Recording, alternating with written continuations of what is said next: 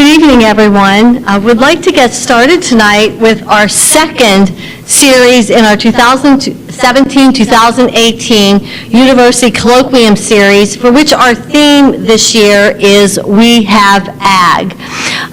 This series this year is also a part of our university sesquicentennial celebration events, and in case you're not up on that, that's 150 years.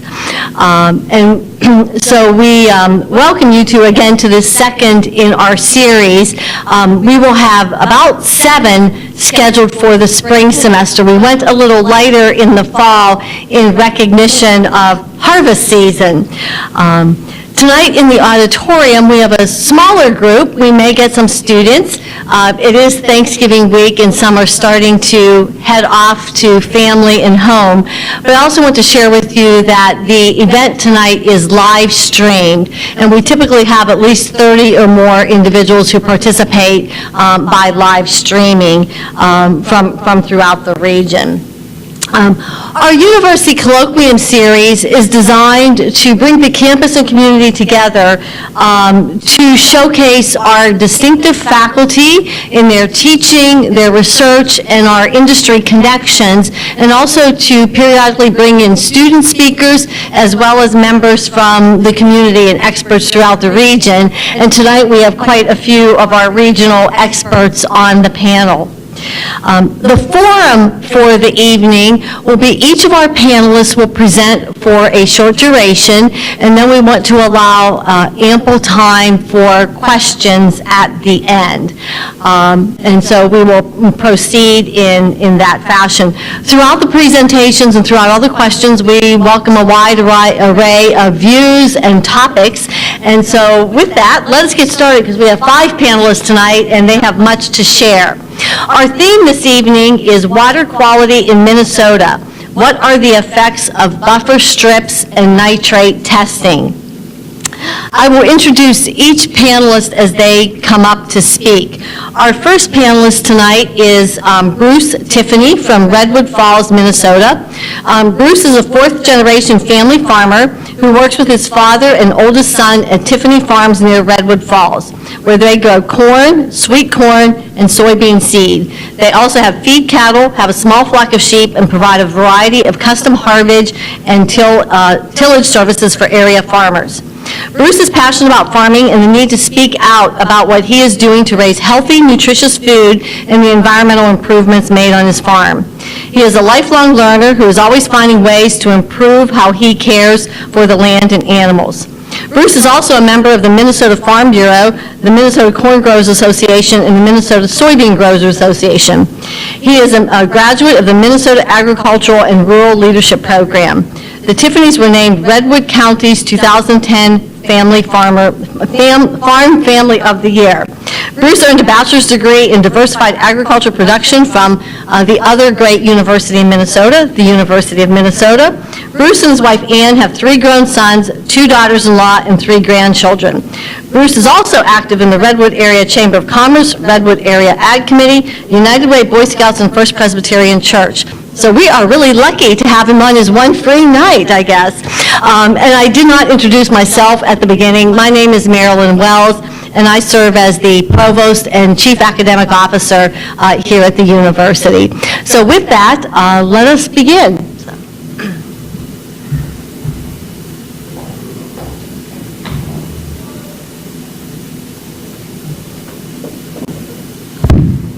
There we go. Thank you, Marilyn. I want to start out and thank all of you for being here. And the reason that I do that, it's important that we each take the time to actually learn facts. We can sit back and listen to somebody else tell you what to think, but the best way to, I believe, go through life is think for yourself. And part of that has to do with knowledge and education. So I'm glad you're here to try to learn.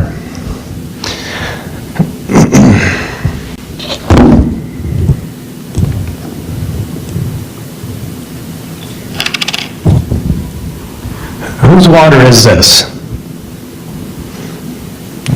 Now this is a part of the program where you participate. Whose water is this?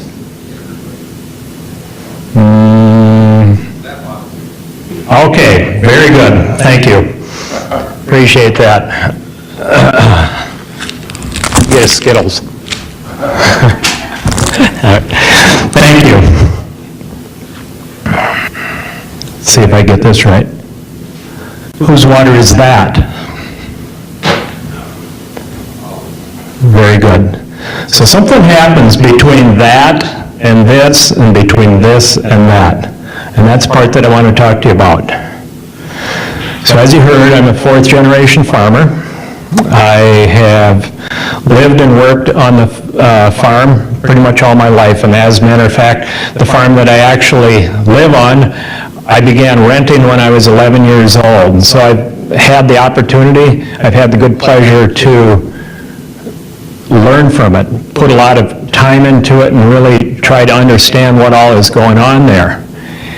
And when you do that, when you've got that history and you start to see this thing over time, you understand there's a few things going on that aren't always obvious. So, like you heard, I'm fourth generation. I work with my father and my son. I want you to meet my family. Different family, this one. And you know, the unique thing about family farms is you've got this generational thing. You're learning from previous generations, you're learning from the younger generation, and you're all working toward a common goal. And I think that's one thing about farming that non-farmers don't really grasp is the dedication to not just tradition, but dedication to improvement. And when I make a decision on my farm, I think about, would the people before me and the people after me be proud of the decisions that I've made on my farm? Because after all, the people before me left resources for me, and it is my responsibility to leave resources for subsequent generations. How many ever of my family is there, but not just my family, maybe many generations beyond our family. So that's something that I take very seriously. And the other thing that I think people don't get when you're talking about farms and family farms, I can walk in the exact same footsteps as my great-grandparents. And there aren't very many jobs or aren't very many industries where you can do that. And it's a connection. It's a connection to a place, but it's also a connection to certain values. So I think that's something that I want non-farmers to understand. So let's get on about water and the environment. What I do, and what every farmer does, is we harvest sunshine and we put it in a form that people can use. I'll say that again. We harvest sunshine and we put it in a form that people can use. So in our case, the very best means for us to harvest that sunshine is with corn and soybeans. And corn in particular will harvest more energy from the sun than most crops in our environment. If I lived in the middle of Montana, it might possibly be grass, and that grass, because of the soils and the climate and everything, but it might be a grass. You would have to feed that to the livestock, thereby people get to use it after that. If I lived in northern Minnesota, it might be trees harvesting that sunshine though. But when you think about our fields as giant solar collectors, more what I'm talking about will make sense. Look at these fields. They look flat, they look the same, but there's subtle differences in every single one of them. And it's not like those differences are field size. Those differences could be as big as this stage. And back when our ancestors started farming, they were walking behind an animal, pulling a plow, and they were visually looking at differences, and they were managing those differences. So as we got more mechanized, we're going through the fields in a way that we couldn't keep track of all of those things. And now with technology that we have that knows where a tractor is, knows where the combine is, knows where the fertilizer spreader is, knows all of this stuff about where they are, now we can manage it again in very small parcels. But I'm going to talk a little bit more about water, because we don't irrigate in this part of the world. We have to work with the water that falls on our farms. We've got our big solar collectors, and everything that we do to harvest that sunshine, we have to perform some tasks, and there's trade-offs with absolutely everything. Just you and I being here, there's trade-offs with that. And so it is up to me as a farmer to understand what those implications are, manage my tasks and my job in a way that leaves the least impact on the environment. I don't know if this has a pointer. There we go. So I live right there. This is Redwood Falls, and this is the Redwood River, and the Redwood River empties into the Minnesota River right by North Redwood, and I have about 2 miles of riverfront. And my house is right there, and this area right out in here is the watershed that goes through that little stream right there. And years ago, 1980s, if anybody was farming then, you understand the 1980s were a tough time to make a living in farming. I had 3 young boys, we were working a lot, didn't have any money, and I thought, you know what would be kind of fun? If we could put a dam across that stream, maybe stock it with a few fish, and we could goof off in there. And I got to thinking about, okay, if I put a dam right across here, and if I'm getting water in my pond from the landscape where we're farming and my neighbors are farming, what would I do? What would I do on my farm to make sure that that water was the cleanest that it could possibly be? Because here's the deal. If my kids are going to be swimming in it, I want it clean. And how would I have the conversation with my neighbors about what they're doing and trying to improve the water quality? Because after all, it's their farm, they can do what they want, but it would be affecting me. Now, the bottom line is we didn't build the dam. But the fact still remains, if I didn't want my kids swimming in that water, why would I want anybody else's downstream? And I really stopped and looked at absolutely everything that we were doing, and I look at that seriously every day about making sure what I'm doing is well thought out and that I can back up why I do it. If I can't, I need to rethink it. So our friend Captain Sparrow here,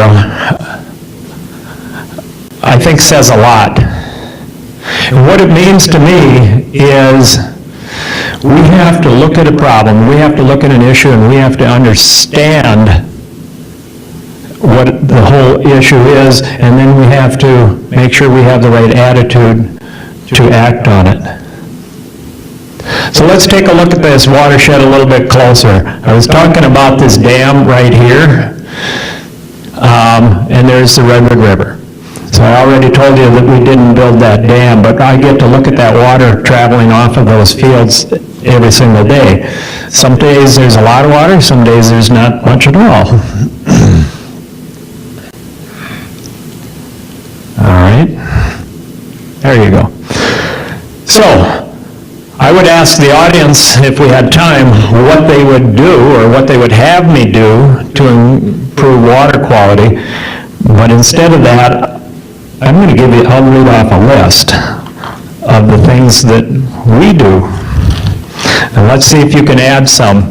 But let me ask you this, first of all, if you're driving by, and I've done this with numerous people, I take them to a spot on our farm and I say, I'll give you 2 minutes, and you look out here at these corn and bean fields and you tell me what conservation-minded practices you think are being done here.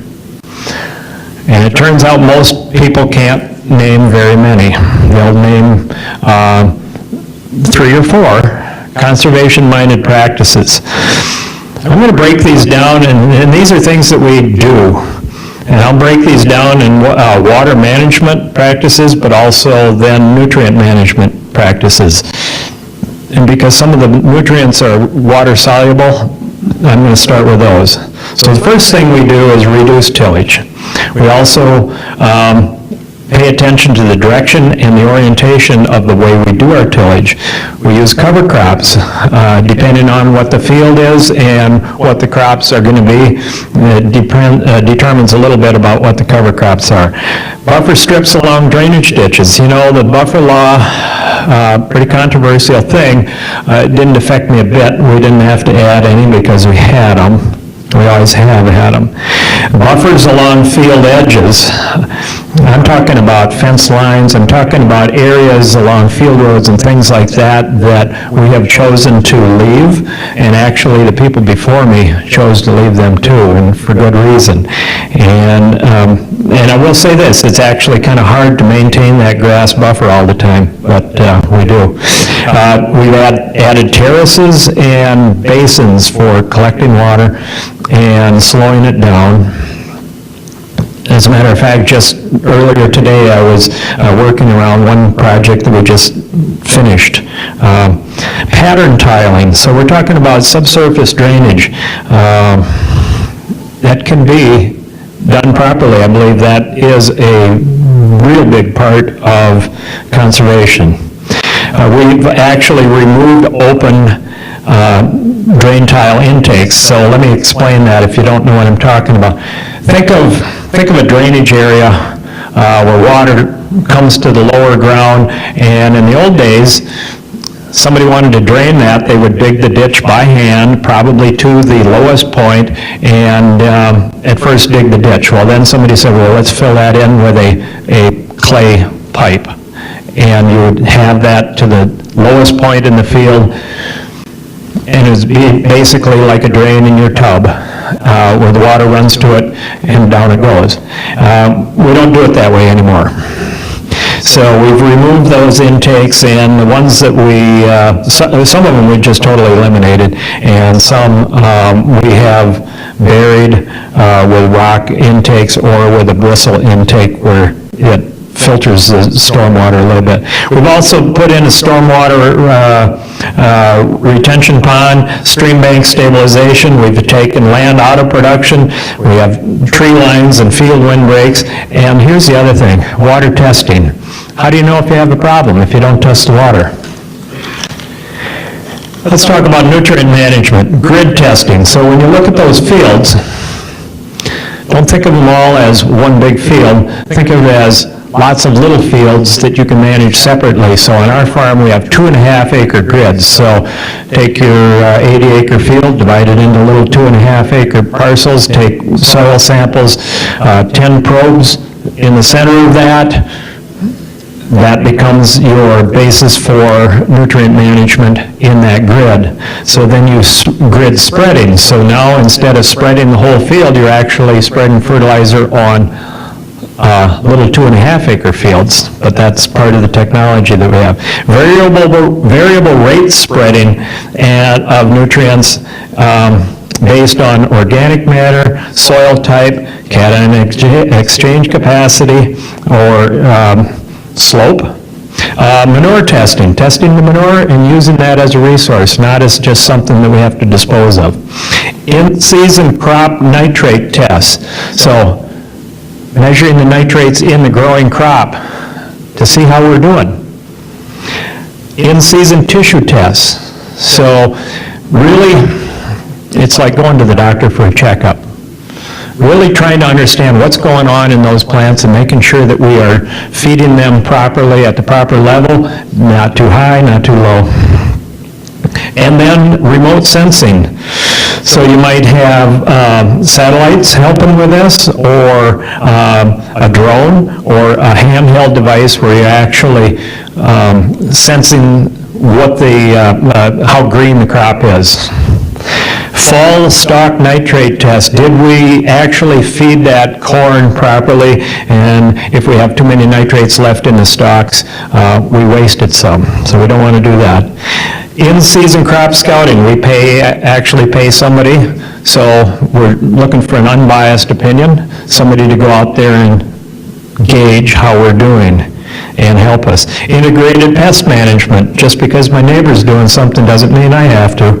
And so we want to make sure we're managing each field and solving the problems that are actually there, not just imaginary problems. Water quality certification.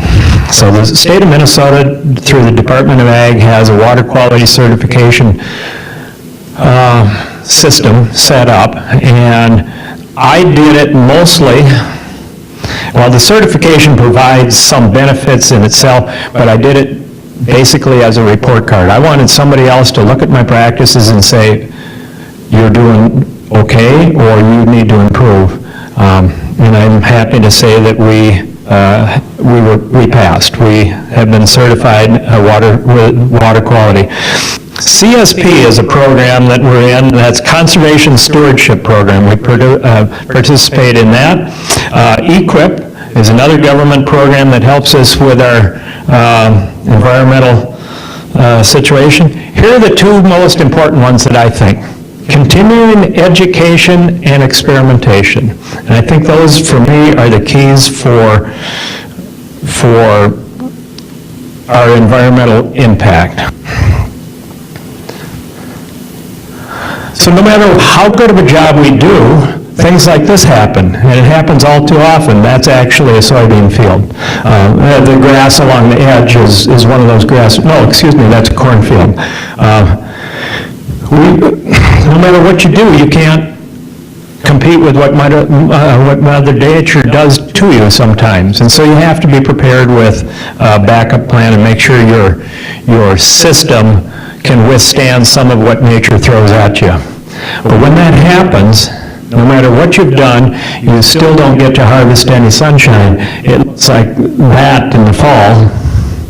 It's a big dead area. I got no benefit out of it. You got no benefit out of it. There's no money coming in to anybody except for the providers of some of the inputs.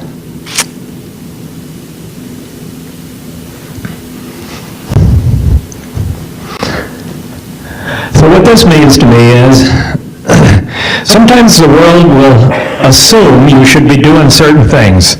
You should be farming in a certain way. But it's up to us. It's up to us as individual farmers to understand what our resources are and how to deal with things and how to manage our resources on our farm the best that they should be. And so sometimes the public would think that you should make lemonade when in fact the real answer is grape juice. And I prefer to look at my farming operation as an individual operation, and farming is not a cookie cutter type of an occupation. So I was already talking about some of the things that we do. This happens to be a sweet corn field planted into residue from a cover crop. The cover crop was actually seeded in the spring before sweet corn and then terminated. So those are some of the seedlings coming up. That is actually a cover crop after a sweet corn crop, and what you're seeing in those black lines there, those are drain tile that we had put in as well. The cool thing about that cover crop, I don't know if I have time, but I've got some pictures of the roots from that, and those roots are going down about 39 inches, bringing up old nutrients so we can recycle those.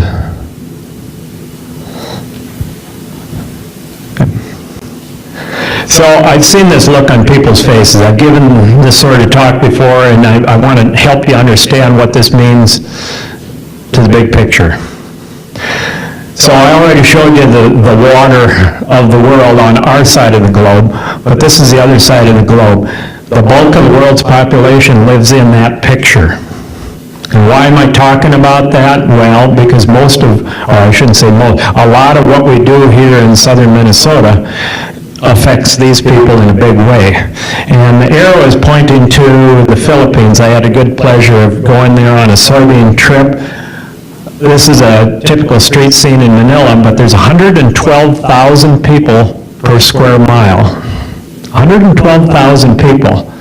And they aren't dispersed evenly.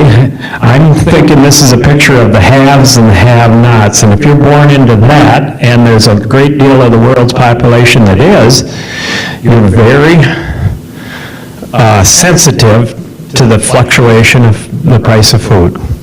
So when I was there, it dawned on me I have a great deal of responsibility, not just to you, not just to me, or anybody else in this community. I have a great deal of responsibility to people like that are relying on me to use my resources most efficiently, because if the price of food rises here by, or if it even doubles, that's not going to be a huge impact. If you're there and you're living on less than $10 a day and the price of food doubles, that's huge. And what we were learning there was a lot of our soybeans are going there to feed fish and chickens and pigs. And it made me realize how important it is that I do my job properly here. So, there's my name and my contact information, and what I would urge, and I would hope, that you would not only seek out another farmer to go visit. If you can't find another farmer, give me a call. I would be more than happy to take visitors. We have lots of visitors every year. So, Great. Thank you. Thank you. Okay. And again, we'll have questions at the end after our panelists. Next, we're going to hear from Mark Hewitt. Mark is all in the family, farming is all in the family from Mark and Sarah Hewitt. They own their own farm near Kilkenny and operate Sweet Cheeks Honey, and are also part of Hewitt Farms Incorporated, their family's farming operation near Lissoy. Hewitt Farm raises corn, soybeans, wheat, hay, beef cattle, and honeybees on farmland that has been in Sarah's family for over 100 years. Through Sweet Cheeks Honey, they sell honey, honeycombs, and wax. The family also operates an agricultural business, Hewitt Drainage Equipment, that provides tile drainage projects and equipment and custom tiling. Sarah and Mark have off-the-farm jobs as well. Sarah is a project coordinator for the Southern Minnesota Center of Agriculture, and Mark is a precision technology specialist and certified crop advisor for Farmers Edge. Mark and Sarah are proud to be the next generation of their families to farm and are committed to raising nutritious, wholesome food. Tonight they're going to be sharing their passion for farming and help consumers hear how facts from farmers today about how food is grown. Mark grew up on 2,500-acre farm near Lissoy, raising soybeans and corn. Sarah grew up near a family's farm in Faribault, raising hogs, beef, sheep, chickens, corn, soybeans, wheat, sunflowers, and even maple syrup. Sarah has a Bachelor of Arts degree and a Bachelor of Science degree from Minnesota State University, Mankato, and is completing her master's degree in agricultural education and communications through Kansas State University. Mark has an Associate Applied Science degree, is an agribusiness service technician from South Central College, and also holds Firefighter 1 and Firefighter 2 certifications. Sarah is a member of the Minnesota Agricultural and Rural Leadership Class 8. Mark and Sarah are members of LeSueur County Farm Bureau Board, where Mark is the Vice President and Sarah is the Young Farmers and Ranchers Committee Chair. Sarah also serves on the Minnesota Farm Bureau State Resolutions Committee, and Mark is on the Connecting Nicollet County Board and is a volunteer firefighter. Mark and Sarah have a daughter whose name is Harper. And so you can just see, just by their bios, how diversified family farmers are today. So, Mark?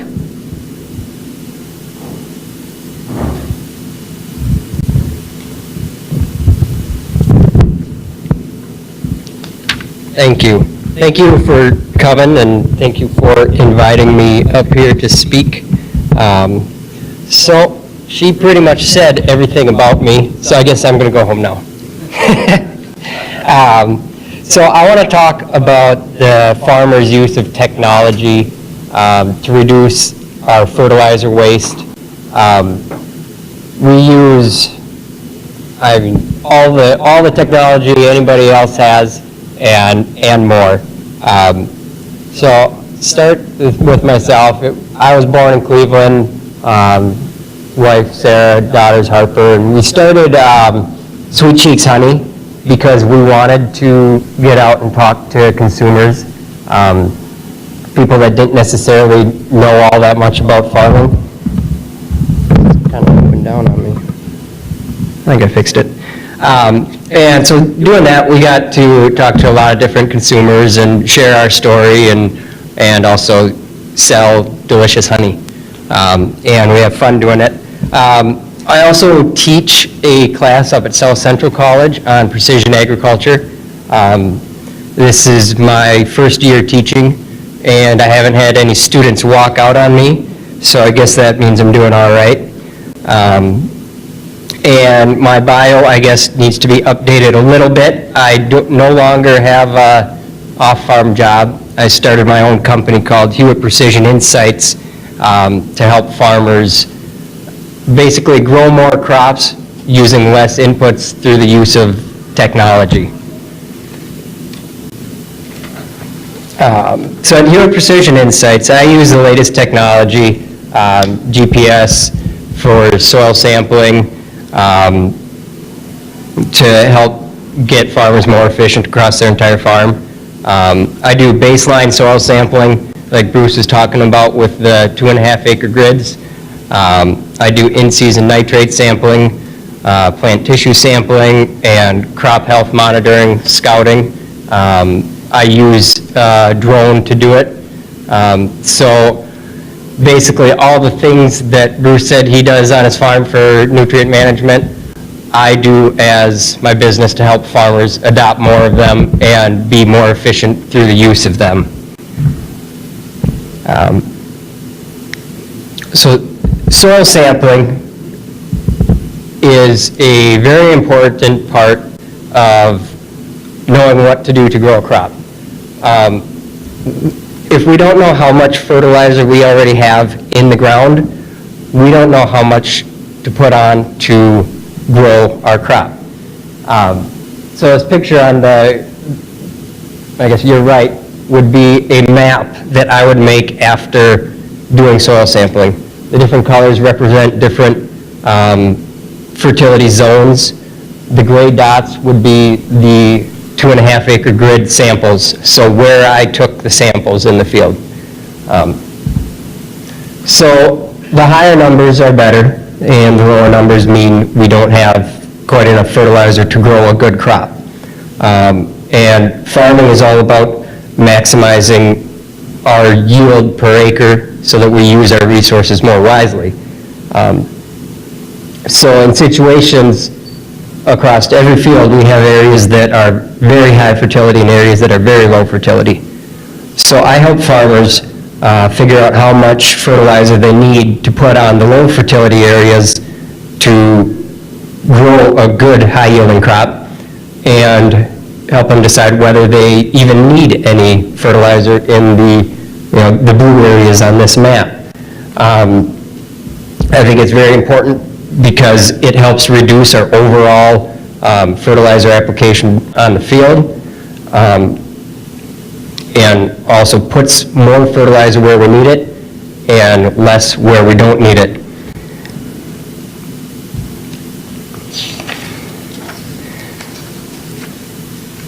Using those soil samples, I do create prescription maps for the field.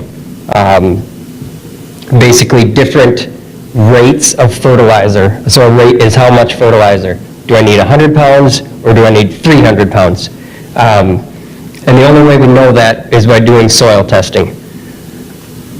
And we know how much a 200 bushel corn crop will take out of the soil for nutrients.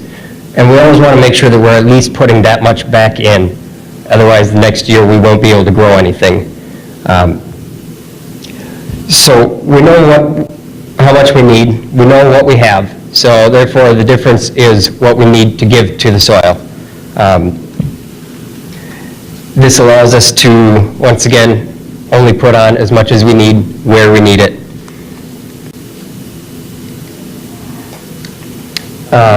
During the growing season, the plants they take up nutrients through the roots, and it helps them grow. We see that sometimes crops aren't doing as well as they should, given the soil they're in and the amount of fertilizer we have there for them, and we need to know why. Sometimes if we catch it early, we can make a change and save the crop. You know, one of the common problems is the wrong saturation in the soil, base saturation of different nutrients.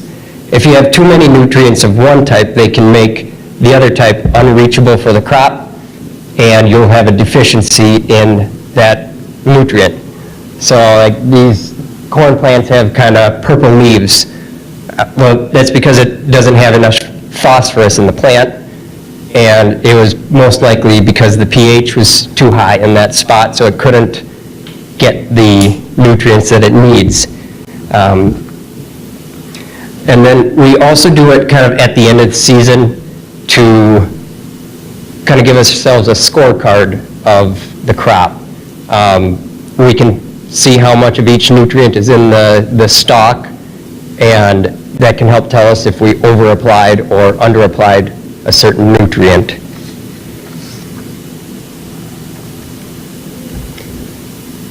The coolest thing I do is aerial imagery with a drone. I just started doing that this year, had a lot of fun doing it, and I've seen some pretty cool things that didn't expect to see.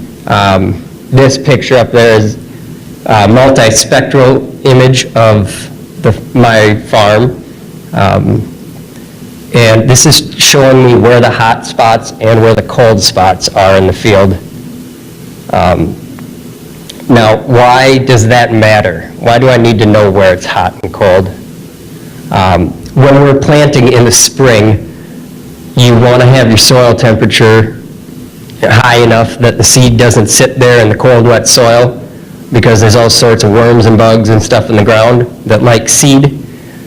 So we want to get it germinating as fast as possible. So if it's sitting there in the blue areas are the cold areas. If it's sitting in one of those areas, they'll tend to lag behind the rest of the crop. So we want to plant our field when the whole field is ready to be planted, not just the parts of it. So we can use it to see patterns in the crop that are caused by nutrient deficiencies, lack of water, too much water, mechanical errors from fertilizer applicators or flat tires on a pivot irrigator. There's all sorts of things we can see from the air. Never before have we been able to see this clearly the whole picture of a growing crop. And I think that in the future, this type of imagery is going to be common on every farm because of what it can tell us. And I hope that's the case, because I've made changes in season because of what I see on the imagery. And it's just one more tool in our toolbox to properly manage our resources. So the other thing we do at our farm is subsurface drainage tile. And what this does is we put that plastic pipe, and you can see it kind of laid out along the tractor right there. We put that into the ground, and it's perforated and got a whole bunch of holes in it, and it pulls water down deeper into the soil. It allows the soil to hold more water, which reduces the amount of water leaving the field. It only removes excess water, so the the excess water is going to leave the field regardless. It's just a matter of if it runs off on the top, it's going to take soil and phosphorus and nitrates and all the other nutrients with it. And phosphorus is one of the biggest causes of algae blooms. So we want to reduce the amount of topsoil and immobile nutrients that are moving. So the tile pulls the water down, reducing the amount of surface runoff, and kind of slows down some of the soil erosion. And most of the tiling we're doing now is to either replace failing systems that were installed 50 years ago, or add on to them to make them more efficient. We're not out there just trying to drain everything, all the water from everything, because we need water in our fields too. So we are trying to do it as environmentally conscious as possible. If you look at that picture, in the background, there's a big hill. So all that water comes down, screaming down that hill into the low spot, and when it gets to that low spot, it either sits there and kills all the vegetation and all the soil microorganisms while it's drowned it out, or by tiling, we can move the water away and allow us to still get usable soil in that area.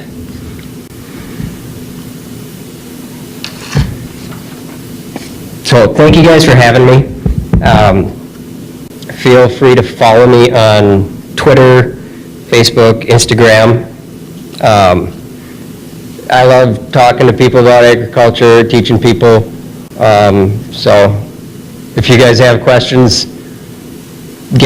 find me on social media, or my phone number is up there. Give me a call. You can come out and ride in a tractor or come do tiling for me.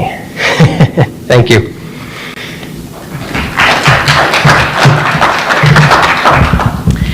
For those of you with the university community, as we always do, we'll make the slides available in our weekly Office of the Provost announcements, which won't come out this week, but the following Friday. Okay. Next, we will have Dean Zimmerly. Dean focuses his practice civil litigation related to agriculture, environmental regulation, banking and finance, commercial disputes, and general litigation. In addition, Dean also regularly advises clients on issues related to business formation and contract drafting and negotiation. Dean acquired a valuable work ethic growing up on a family farm in southwest Minnesota, and this experience provides him with a full understanding of agribusiness issues. Dean provides services to his clients addressing their full range of legal needs through conducting research, drafting documents, and collaborating with other Gislason and Hunter LLP attorneys. Outside of work, Dean enjoys spending time with his wife, Chelsea, as well as fishing, woodworking, and helping with his family's farm.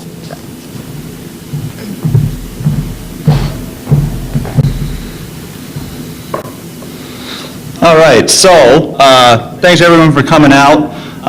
As she mentioned, I am an attorney, so I don't think about all these issues quite the same as some of our producers up here. When Bruce was talking, he was talking about putting in a dam. The things I think about are, is he going to get a Public Waters Works permit to do that? Because he needs one, probably. So these are the things that I think about when I'm thinking about issues related to the law and agriculture. So, just with a little bit extra on the background, so at Gislason and Hunter law firm where I practice in New Ulm, we got a very robust ag law practice group. We represent quite a few producers and other companies that are related to agriculture, especially in the animal agriculture side, but crop agriculture as well. So in my practice, I end up representing farmers either in trying to comply with environmental regulations, kind of on the front end, maybe responding to environmental enforcement efforts on the back end. So that's kind of the things that I do.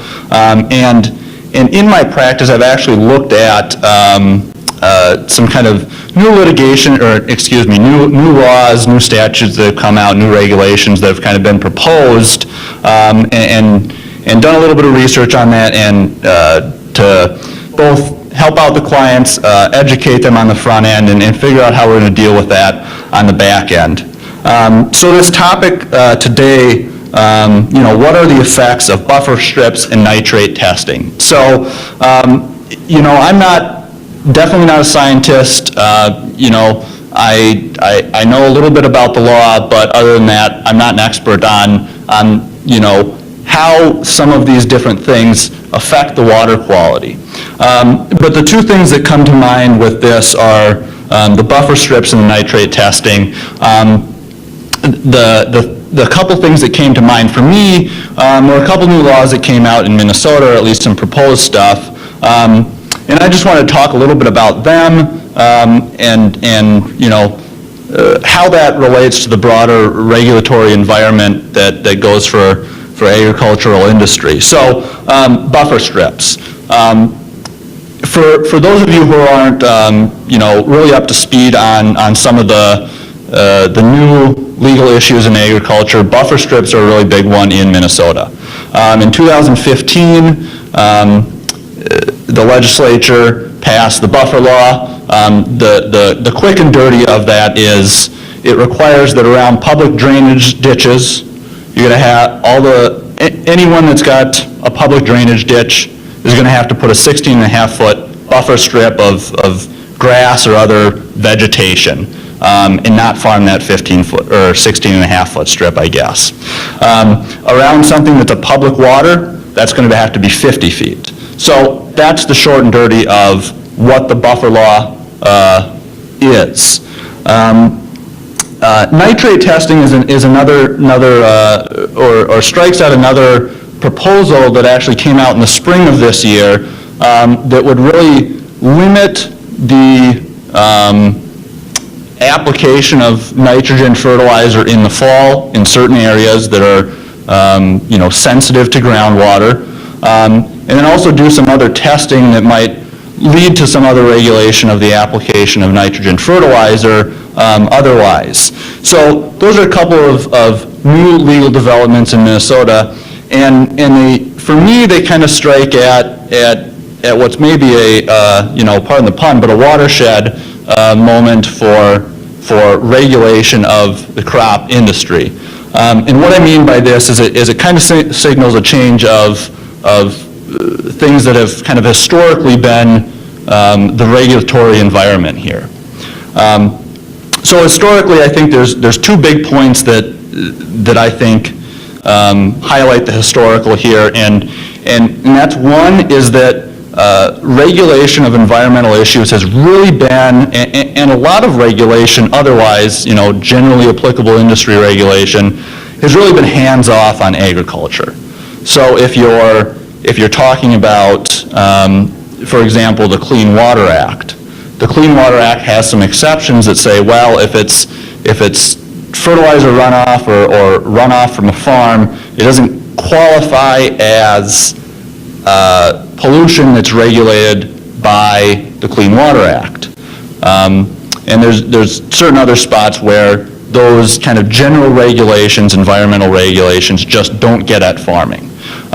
This has changed quite a bit in the animal ag side of things.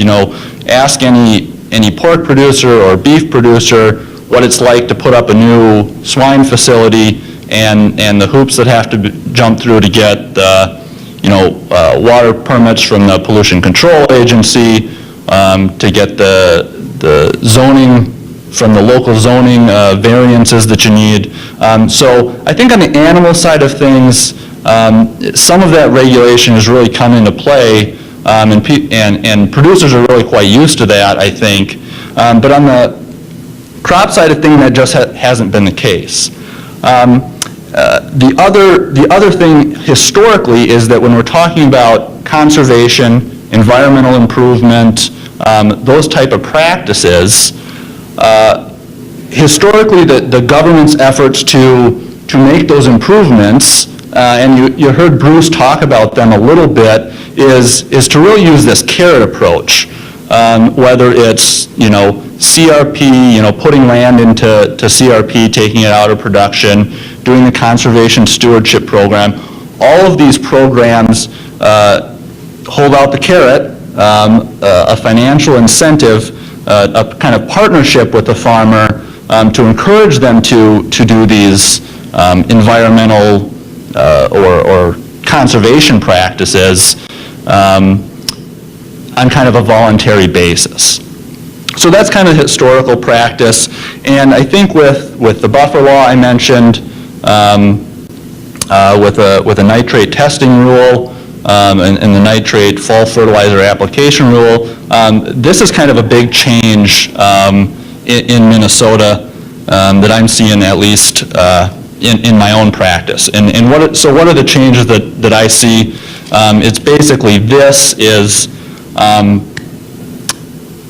instead of, well, one, it's just that they're actually kind of moving towards a regulatory enforcement against, I shouldn't say against, but directed at crop farming, and that's just something that hasn't hasn't existed in the past historically, to the extent some of these new regulations point at that.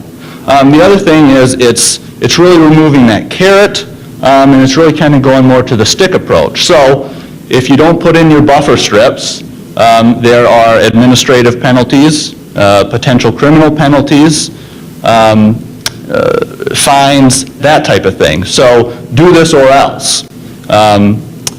It'd be the same thing with the nitrogen rule. If you apply in violation of this rule, there could be administrative penalties. So less of the carrot that would incentivize someone to adopt these practices, and more of the stick to just basically be do this or else. And one thing that I just don't have time to get into now, but I'm happy to answer questions, is at least with respect to this buffer strip, this change here where there's no financial consideration, no incentive on the front end to do this, really raises kind of some constitutional issues for me when I'm looking at that buffer strip law and seeing, okay, taking that land out of production to put the buffer strips in, how does that look from a constitutional standpoint under the takings clause? And so raises some issues there, but those are kind of the two big changes that I see when I'm addressing this kind of this prompt here. So happy to answer any questions you got, but thank you.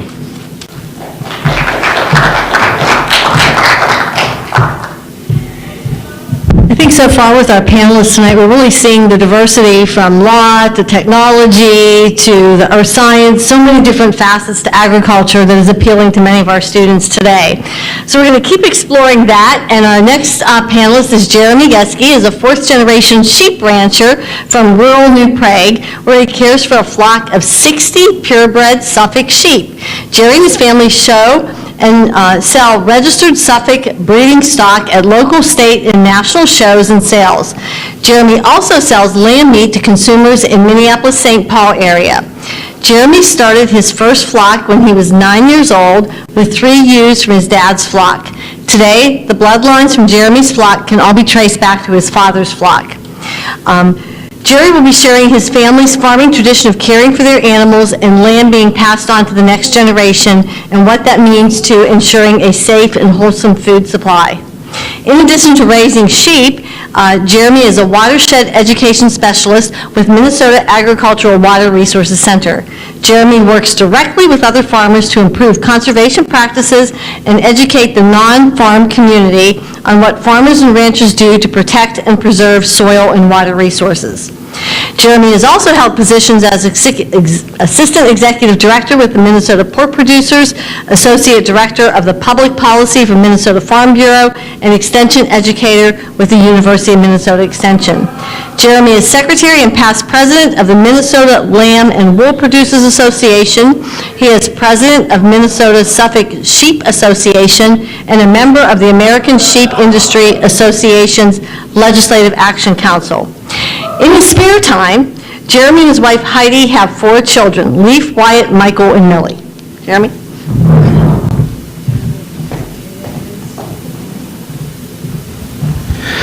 right, so I've realized that as panelists, we're all bad at keeping under a time limit, so I will try to speed through some of these things a little quicker than I originally intended. Let's see if I can, there we go. So mentioned, my wife and I, we have 4 children. We have a sophomore, 2 freshmen, and a 6th grader that keep us really busy. Our kids are active in 4-H and FFA, showing their animals, and also in pretty much every sport known to mankind. So that's pretty much our life, is taking our kids to their various activities. So that's a little bit about us. Again, just always stress when I talk to groups that our family, we eat everything that we raise on our farm. My kids, my family, we drink the water, we breathe the air, and so we care about these things just as much as any other family. We live right there, and so I think that's important. And I thought it was interesting, the picture of me there, it's probably hard to tell on the right, but this is me 1 year ago on election day spreading manure. And so I thought that was appropriate no matter who you were planning to vote for that day. That was my time. So with that, before I get into answering the 2 questions that we were asked to talk about, I wanted to talk and just share some positive messages about things that farmers and ranchers do to protect and enhance water quality. One of the things that the organization I work for manages is the Discovery Farms Minnesota program, so hopefully some of you have heard of that at least, but it's basically on-farm, edge-of-field research, trying to figure out what's really happening on our farm fields, and we've been learning a lot, and you can learn more about these results from our website or from publications that we'll be sending out here in the near future. But what we find on our Discovery Farms that are spread across Minnesota is that our soil losses and our phosphorus losses are much less than what previously was believed. And so I think that's important to note, that through changes in technology and management practices and conservation practices, that farmers are doing a better job than is sometimes portrayed in the media. We do also learn from these things that we're not perfect and there's things that we can do better. And some of the challenges that we face that our Discovery Farms are showing us are when we have those really intense rainstorms, especially early in the spring, that's when we lose things from our farm fields, and those are the kind of things that we need to address. Also, nitrates, we mentioned that before, they move with water. When water leaves, it's going to take some nitrates with it, and we got to work on that. Some other things, the program that I manage is the Green Star Farms Initiative, which is an online self-assessment that farmers can do to really take a critical look at their own conservation practices. And it's voluntary, it's farmer-led, it's confidential. We've got over 400 farmers in the state that have gone through this process. And at the same time, there's an option for third-party review, and about 10% of the participants have chosen that option. I do those reviews, so I get the chance to be out on farms all over the state and kind of go through with them what they're doing from a conservation standpoint, help them identify ways that things that they can do better. And so that's been a big learning experience. And one of the things that I learned through that process is virtually every farm that I've been on, they've got conservation practices in place that were not done as part of one of these government programs, cost share programs. They're just doing them. And so that was, I kind of knew that, but it was good to see that firsthand. Again, quickly, some other things. I've been involved in getting farmer leadership in small watershed councils, 7 Mile Creek just up the road at St. Peter, also Sand Creek where I live. We've got farmers in leadership positions making decisions on conservation programs and helping to write grants and getting more conservation practices in place. We're part of the sponsors of the nitrogen smart trainings that the university is doing around the state to help farmers fine-tune their nitrogen management practices. We do nitrate screening at Farm Fest. People can bring water samples from their wells, from their tiles, from the drainage ditches or wherever, and we'll test it to see how much nitrate is in it. Other farm organizations, particularly Minnesota Corn Growers and Minnesota Soybean Research and Promotion Council, spend hundreds of thousands of their research dollars on water quality issues, and people probably don't know that. And one of the most fun jobs I have, or fun parts of my job, is I do a lot of classroom speaking at the college level as well as high schools, and talk about either my farm or what farmers do to protect water quality, and I think sharing that message is really important. So now to actually answer the questions that were asked. The impact of nitrate testing. Nitrate testing by itself doesn't really do anything to protect water quality. It just sort of tells you how much nitrate was in that particular water sample at that particular point in time. However, as our previous panelists, Mark and Bruce, talked about, farmers are continuously looking at ways to fine-tune their nutrient management, particularly nitrates, because, again, nitrates move with water. And so the more we can fine-tune how and when and all those things, how we apply it, is important.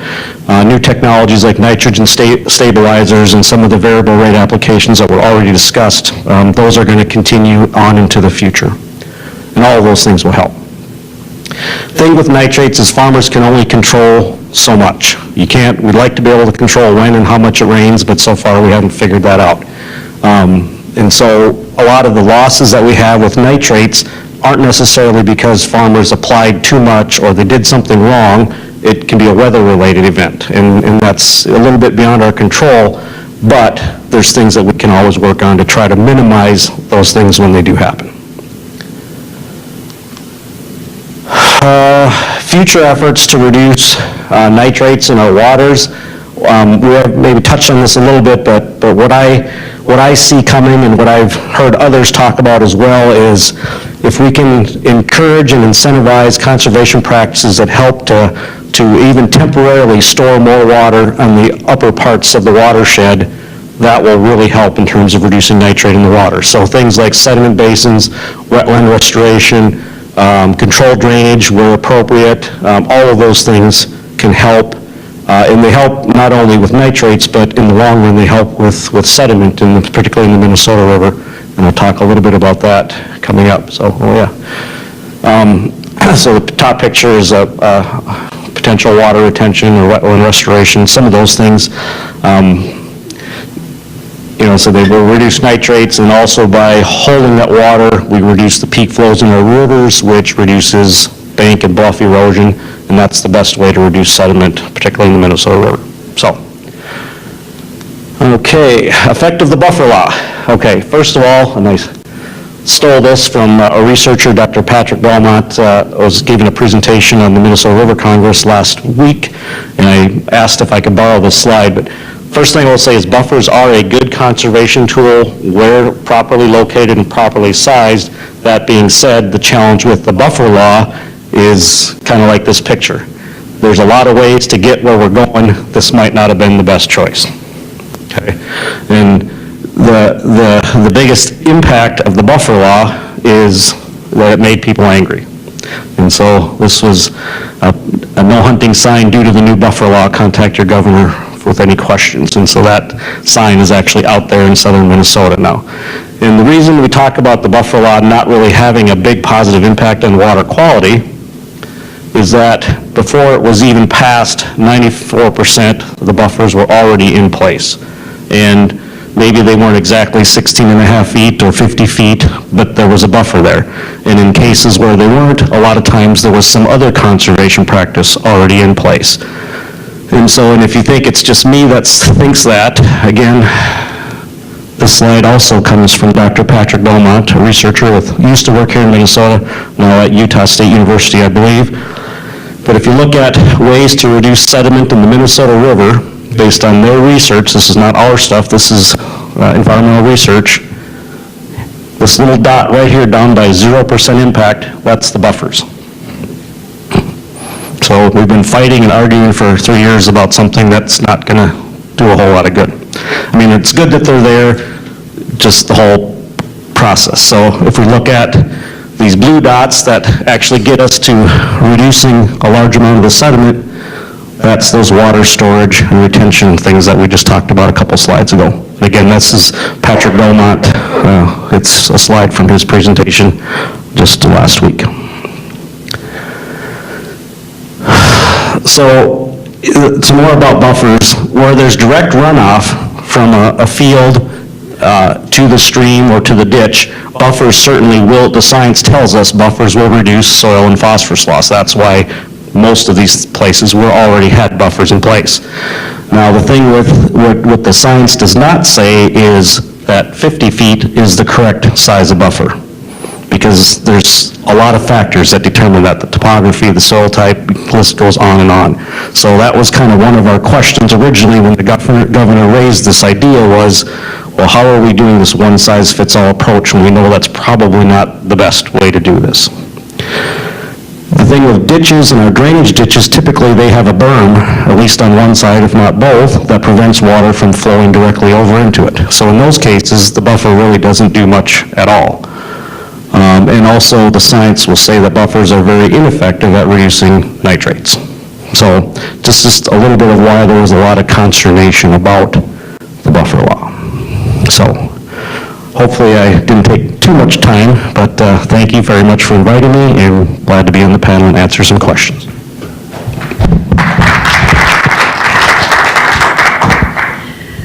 Again, a lot of things that might be known to some people, but some things that might be very new to others in our audience tonight.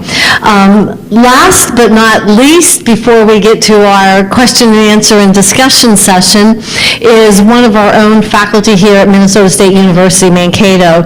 Dr. Lee Tisdale is a professor of technical communication, where he teaches many of our students at the undergraduate and graduate level in technical communication, some who go on to work for ag-related publications and industry, but like all of the panelists before, wears many hats, and Lee is also an Iowa Century family farmer, which is what he's here to talk to us tonight. So, Lee?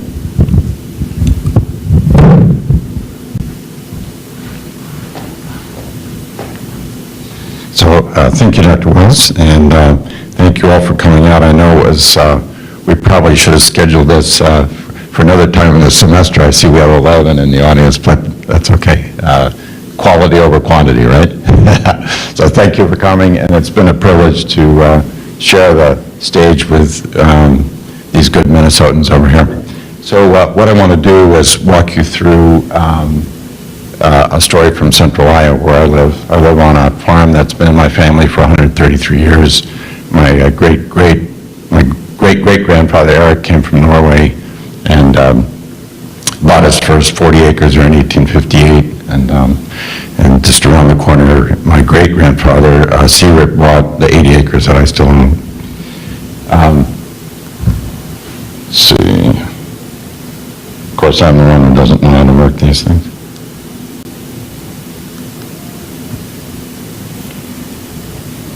So left and right is what I'm supposed to do. There we go.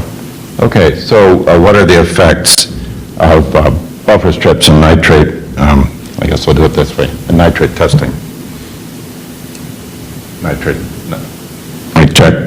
Nitrate testing. So first, a couple of definitions, then second, look at the context for conservation work on our farms, curiosity, awareness, and then action, kind of a three-step process.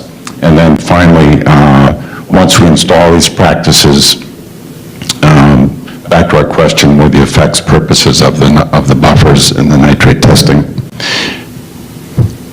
So buffer strips, as we've learned already, are edge-of-field vegetative strips along waterways. I'm a little bit more positive about them than Jeremy is.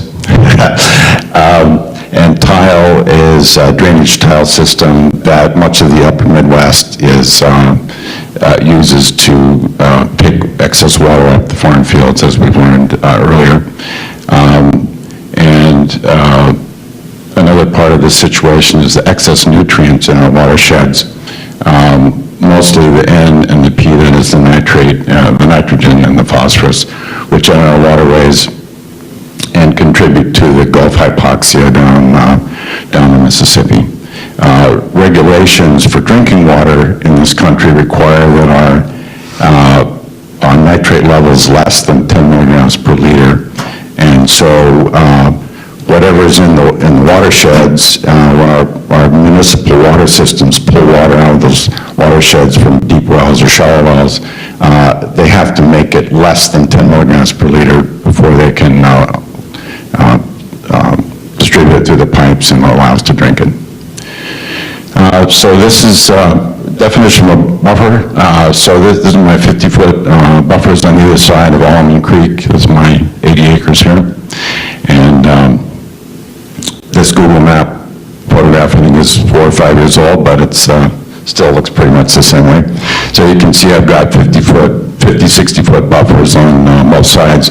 I enrolled in the year 2000, and on a 15-year contract, so the government pays me a certain number of dollars per acre annually to keep this out of production. And I just re-enrolled 2 years ago for another 10-year contract. This is what a tile looks like emptying into my creek. I did cut that off. The bank, the water comes through down the creek and erodes that bank, so I did cut that off and put the critter guard back up. We put critter guards in our tiles because raccoons like to crawl up the tiles and then die and plug the tiles, so we have to have a critter guard. So the second step here is, maybe we start asking questions. Why is this guy near New Richland last week, why is he doing fall tillage in his corn stubble? We educate ourselves. Farmers aren't stupid. Farmers do things for reasons. And this farmer near New Richland has been farming this way probably for a while, and I may not agree with fall tillage, but he's got a reason for doing that. So we start to ask questions. Why do farmers do fall tillage? And then the next step might be awareness. So this is an Iowa Learning Farms field day on my farm last August 1st. Amanda Brown there from the NRCS in Polk County is talking to us about buffers and other conservation practices. So we start to get educated and learn about conservation in these ways. And I'm trying to play a role here. So in the next step, we might start to take action in conservation work. So 1st of September, we installed a saturated buffer in one of my, on the west side of my creek. That control box there shoots the water up through the 4-inch tile. I think Bruce has a 4-inch plastic tile there, it looks like. And the 4-inch tile that I have in that upper ditch there actually has a sock around it as well, kind of a cloth over it. And what we'll do is the tile water will run up through that saturated buffer and trickle down through the buffer strip back down to the creek. And the vegetation that grows between the tile and the creek then will take some of that nutrient up and, as we say, denitrify that water, not 100%, but part of it.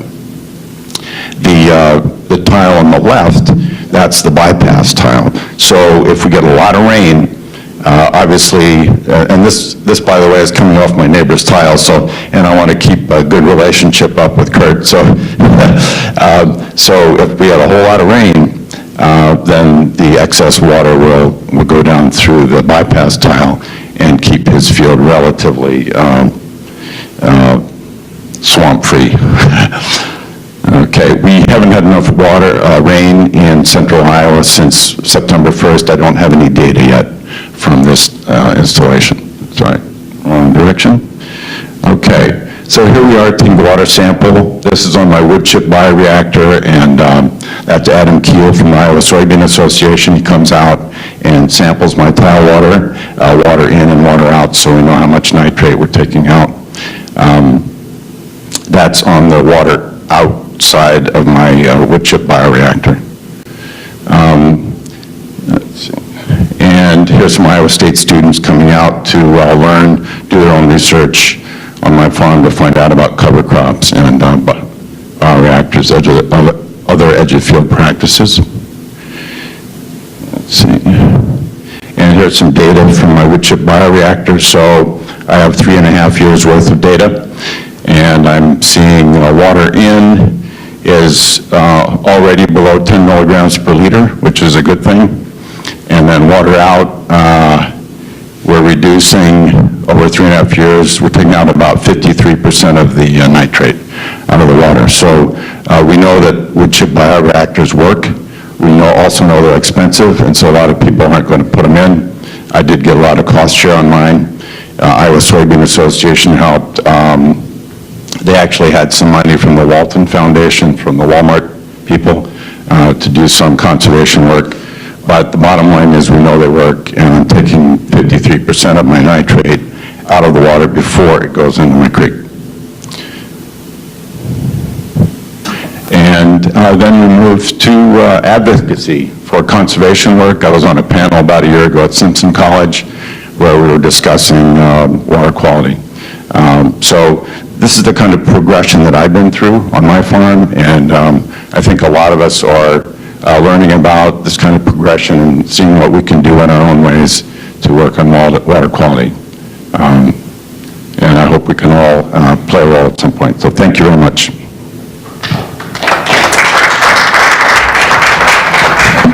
Thank you.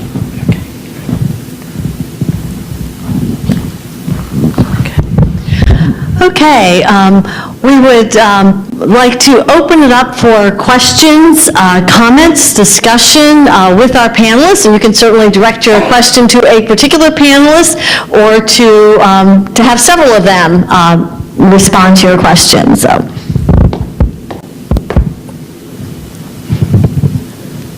And, oh, by the way, it was free admission tonight with the condition you ask a question or share a perspective about one or more of the speakers. I'll start out here. That's okay. I've got a deep enough voice that I can get up. For the live streaming, though, we need to have it, so. First off, thank you all for coming and speaking with us tonight. I greatly appreciate it. I'm a graduate student here at MSU. And my first question, I've got a couple, so I'll kind of spread it out throughout the crowd here, is for Mr. Tiffany and Mr. Hewitt. You both kind of touched on this idea of conservation-minded pattern tiling. Would you be able to elaborate a little bit more on that and just kind of speak more to it?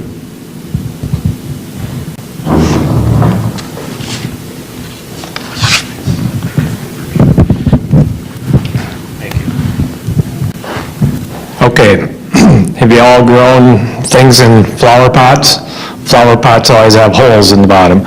If you plant in a bucket with no holes, soil ultimately has to have air in it.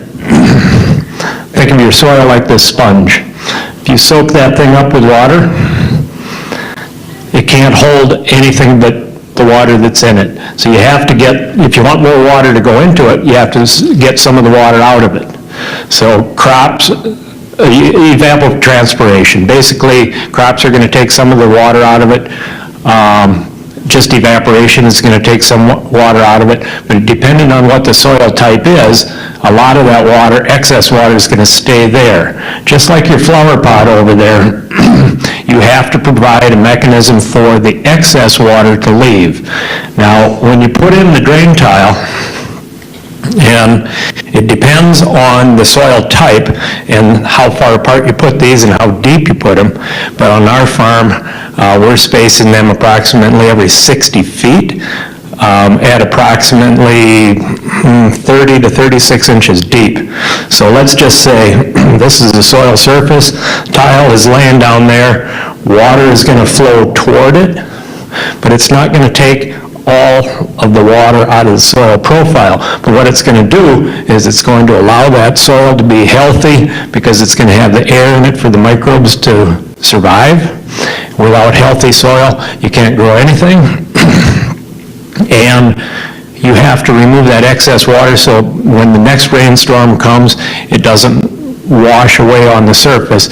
It has a sponge, room in that sponge to soak in. So that's why it can be a conservation practice. Thank you. I wanted to make sure to let Bruce go first because he brought props. I like props, yeah. So he pretty much said everything that I would say. In his presentation, he said that everything we do has trade-offs, and tiling is one of those as well. The water is going to leave the field whether we want it to or not. So we want to make it leave the field in the most environmentally friendly way possible. We only have a certain amount of topsoil which is the good black dirt that grows the good crops. And every year we lose some of that to wind erosion and water erosion. So by pattern tiling and bringing the excess water down and out, we save the topsoil.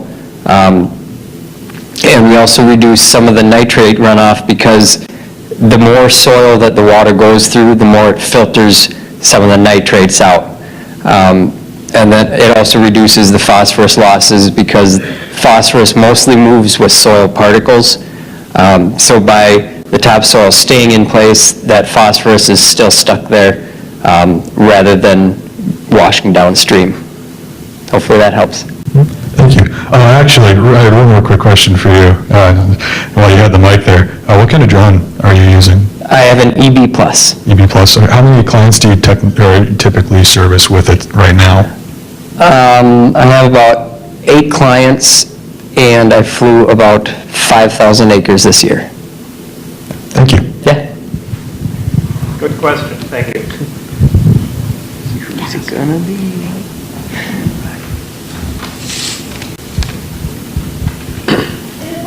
People ask you a question, could also introduce yourselves. We have a variety of experts in the audience as well. All right, so my name is Alex. I'm actually a University of Minnesota Twin Cities student. I'm here to listen in on you guys and spend some time with Kristen here, who's with Minnesota Farm Bureau.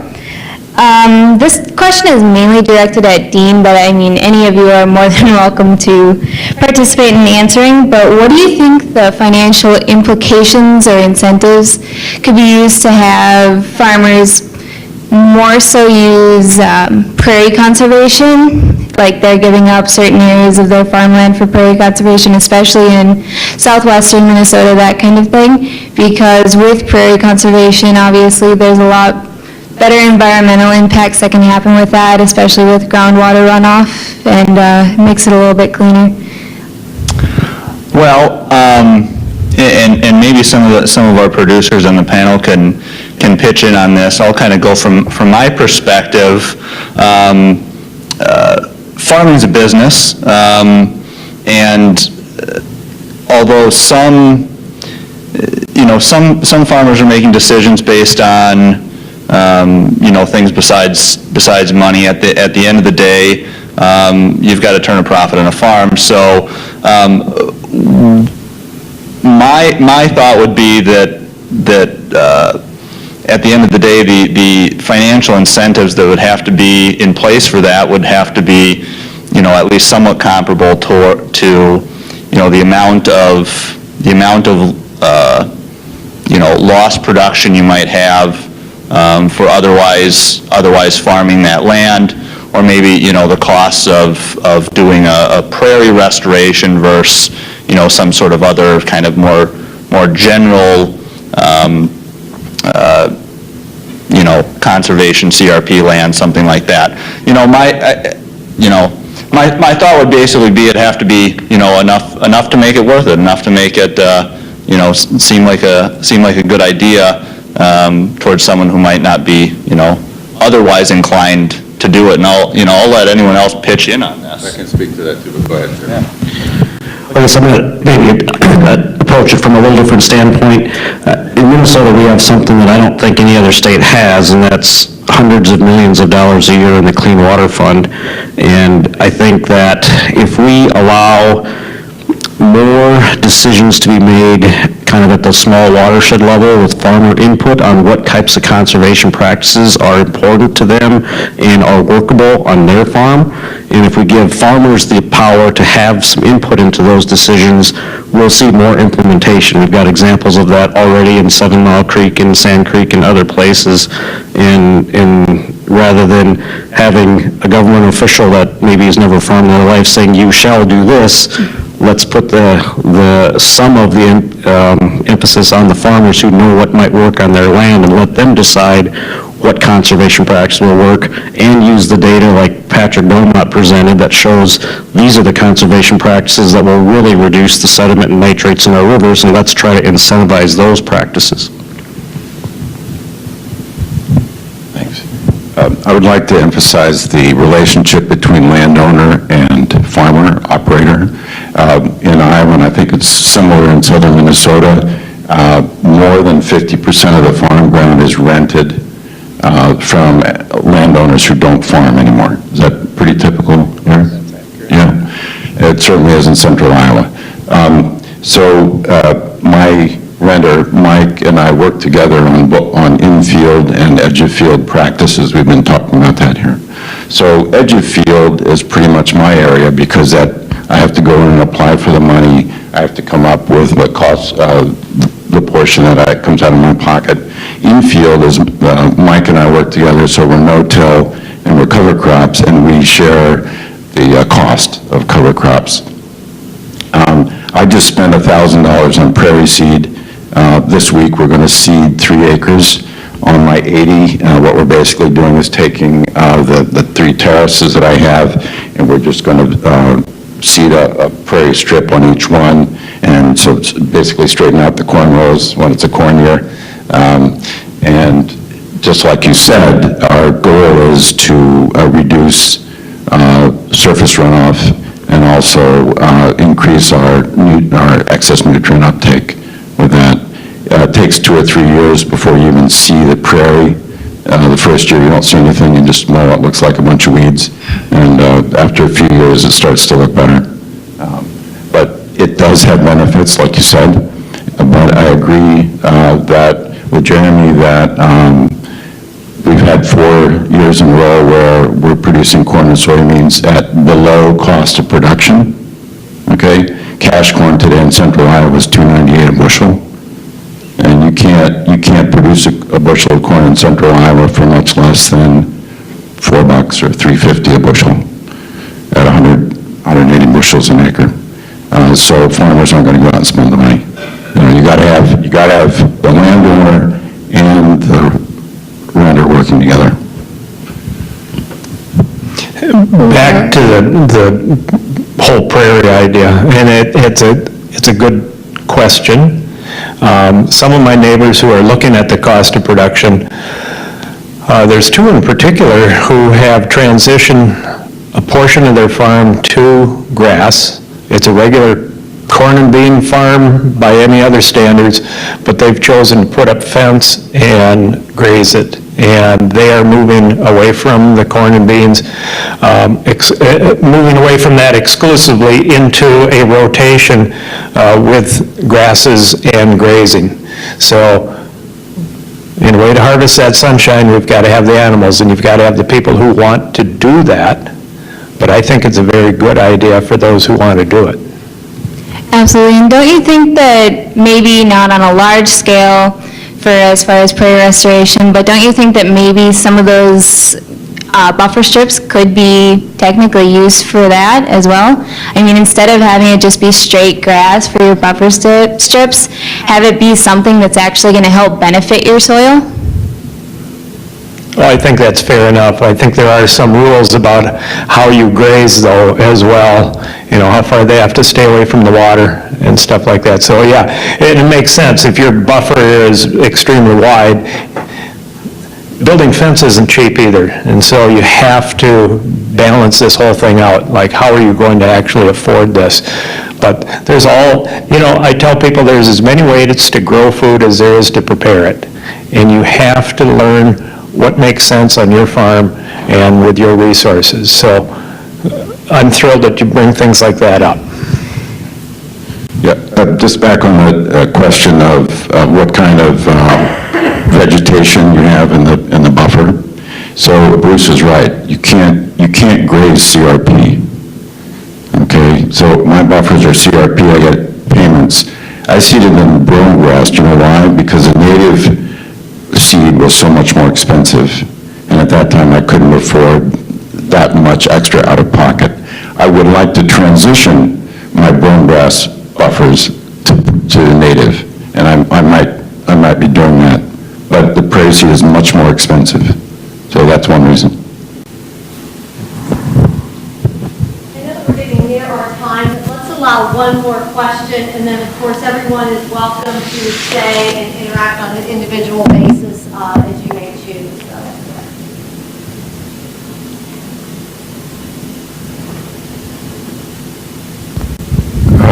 My name is Bruce Rapps. I grew up on a hobby farm with 37 acres just north of the city of Des Moines, Iowa, and my uncle farmed in Osceola, Iowa, and I went down there for a couple of summers to help bale hay.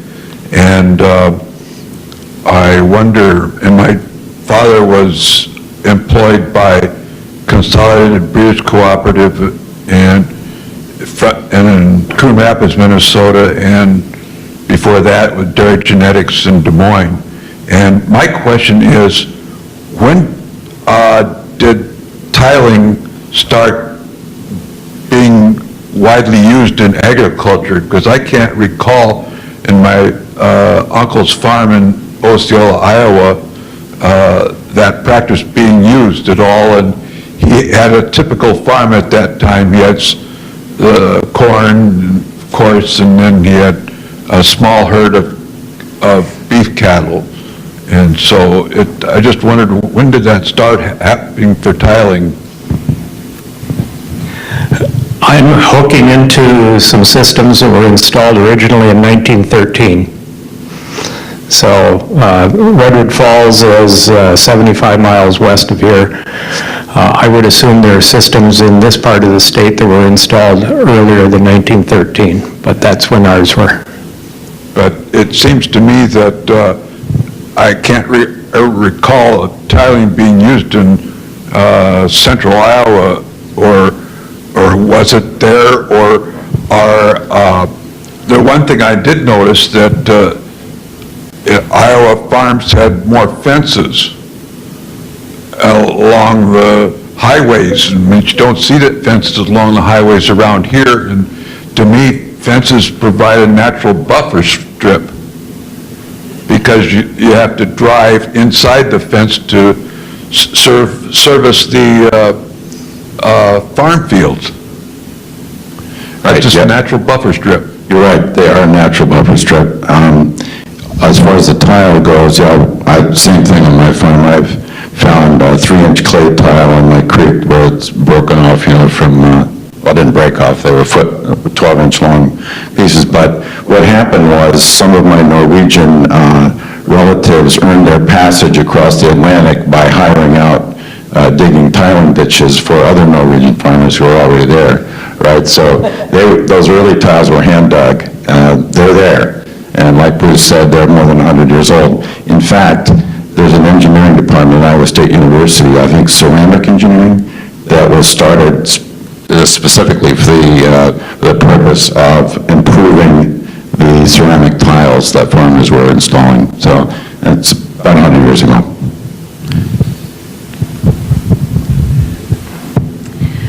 Okay, I want to be respectful of everyone's time, but I think some takeaways from tonight's panel is our farmers and lawyers, attorneys in the area have much to say, much to offer. You can hear the education, the outreach, the research that they are engaging in. Though our audience was small tonight, every time we have students, faculty, staff, community members, and we can hear the very good questions that our students are asking. And so in those measures, each of these panels, some are largely attended, some are smaller. I think we all walk away making new connections and learning things that we did not know when we came into the room this evening. So please join me once again in thanking our panelists for tonight, Bruce Tiffany, Mark Hewitt, Dean Zimmerly, Jeremy Geska, and Lee Tisdale.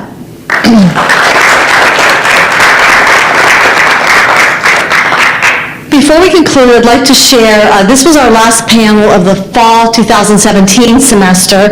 I'll share with you some of our themes that we've already confirmed for the spring 2018 semester, that we still have openings for panelists on some of these. So if they trip your trigger and you know someone you think would be a great panelist, or perhaps yourself, please feel free to contact me. We're going to start out with Agrotech. We're going to look at From Farm to Our Plates, Technology and Food. It's all about choice, the merits of organic and conventional farming. Minnesota, Our History and Future as an Ag Epicenter. Next one will also draw a lot of interest. New Farms for New Americans, Growing Food, Community, and Wealth. And we're looking at panelists from the Hmong, Somali, and refugee communities. We already have several of those confirmed. We will round out the spring semester with another session on water quality in agriculture-rich region, challenges and opportunities. And Kim Musser, our director of our Water Resources Center here at the university, will be facilitating that one. And young professionals shaping the future of agriculture are some of the themes that we again have confirmed for our spring semester. So again, I thank you so very much for participating tonight. We have some light refreshments right outside the auditorium, some cookies and treats if you need to stock up for Thanksgiving. Please stay and enjoy and mingle, and we again thank you so very much.